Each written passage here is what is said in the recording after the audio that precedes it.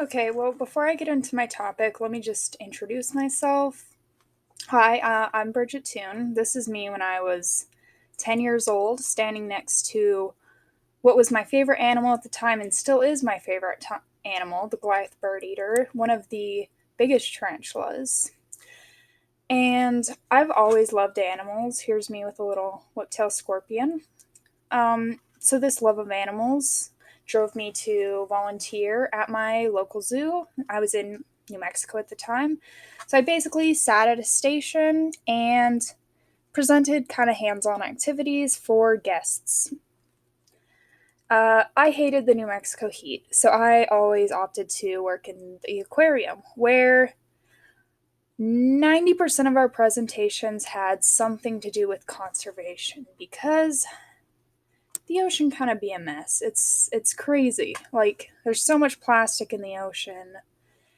And I came up here to pursue a major in biological engineering. A dream job would basically be making cyborg roaches. Way awesome.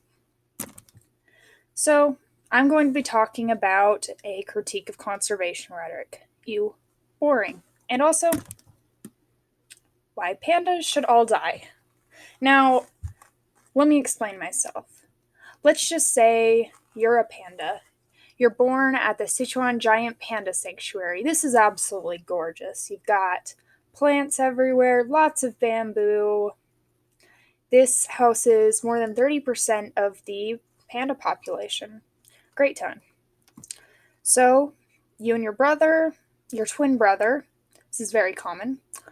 Um, about a month after you're born, you start your mother notices that you're not growing quite as much as he is. And as you can see right here, this isn't looking too good for you. Sorry, you're dead. But thankfully, you live at a panda sanctuary. So, two totally real pandas come take you to a nice facility. Uh, they make sure to keep very um, very intensive track of your weight, how much you're eating. You get really good nutritional program, and you grow up. And they release you back into the sanctuary. So this is where you encounter your next problem. So as a panda, you eat bamboo, and there's bamboo everywhere. It grows like crazy. It's actually a very aggressive invasive species to other parts of the world. So it grows crazy here. And that's great for you because you're a panda. You need to spend 12 to 14 hours a day eating bamboo or you die because it is not very nutrient dense. So, why is this?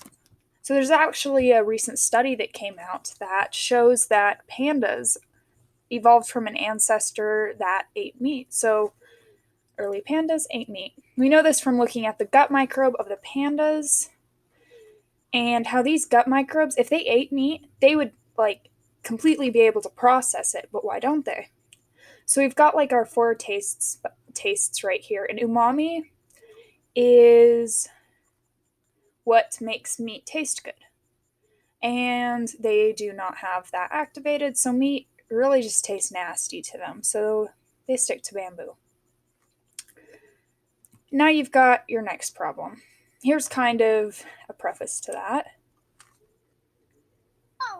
Hey, there's our resident bull panda, Ping Ping. With any luck, folks, these two will become very, very close, if you know what I mean. Mr. Bird! Look, she's presenting. We thought this would take years to happen.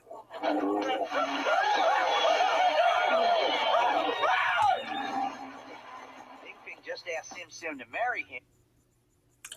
Yeah, let me just tell you how unrealistic and frankly like an inaccurate portrayal of pandas they have. So, female pandas ovulate once a year, and in that once a year, there's 3 days they can get pregnant. And pandas in zoos or more closely monitored pandas will often show what's it called, ghost pregnancies. I don't know. Basically, their hormone levels elevate as if they were pregnant, but they are not. And it's very hard to tell whether they are pregnant or not. So you may think it's a successful mating, send the male panda away back to his zoo, and then a month or two later realize your panda's not actually pregnant. So this man up here, he works at a panda fertility center. Let me just show you one of his statements. So again, he says they're absolutely poor breeders. Um, this just speaks for itself. I had to get a clip of this. It's absolutely wild. So yeah, he shows them panda porn to try to get them to do it, and he said, his methods have proved successful. Well, how successful, you ask? 60% are now capable of having sex on their own. What species could survive if only 60% of the pandas are capable of having sex on their own? That's and this is up from 25% 20 years ago, just 20 years ago. These guys are not fit for living. Now, let me clarify something, because when I present this opinion, I get a lot of flack. Letting pandas die does not equal panda genocide. I like them. They're cute. They're fun. Just, we're spending so much money keeping this species alive that, frankly, doesn't really want to be alive. So, let's go into conservation rhetoric, my main point here. So, Coca-Cola has donated $2 million to helping the polar bears. Amazing, love it. They've got a vested interest in these polar bears because, Coke, gotta sell Coke. Linux is another one that donated some money to save penguins. You've got these corporations kind of donating to their animal mascots.